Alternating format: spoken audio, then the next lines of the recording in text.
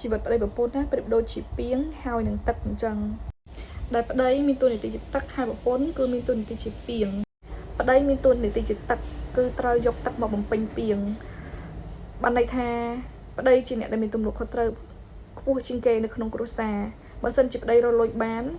មិនយកប្រកួតកងគ្រួសារគិតតែពីដើរផឹកស៊ីសបាយចាយវាយផ្ដេសផ្ដាស់ជីវិតគ្រួសារនឹងមិនអាចរីកចម្រើនទៅមុខឬក៏មានបានដូចគេនោះទេប៉ុន្តែបើប្តីប្រឹងប្រែងរកទឹកមកបំពេញពាងមានន័យថារកលុយបានគឺយកមកឲ្យប្រពន្ធទុកដាក់ចាប់ចែងក្នុងផ្ទះជីវិតគ្រួសារនឹងរុងរឿងរីកចម្រើនមានបានហើយចំណែកប្រពន្ធប្រៀបដូចជាពាងចង់បានន័យថាគឺជាអ្នកថែរក្សាពាងនឹងឲ្យបានល្អកុំឲ្យមានបែកធ្លុះធ្លាយព្រោះថាបើសិនជាពាងធ្លុះធ្លាយប្តីយកទឹកមកចាក់ប្រកាសជាទឹកនោះត្រូវ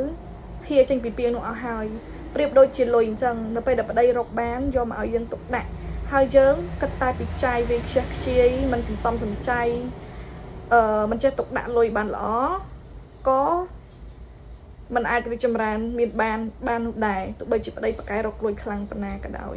អញ្ចឹងបើសិនជាចង់មានបានរីកចម្រើននៅក្នុងគ្រួសារប្តីប្រពន្ធគឺត្រូវតែស្មើដៃគ្នាប្តីប្រកែរ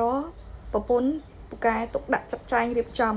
ហើយបើសិនជាប្រពន្ធប្រកែរកដែរនោះជីវិតគ្រួសារគឺថាទោះបីជាមិនមានអីណាក៏មិនដាច់ពោះស្លាប់ដែរ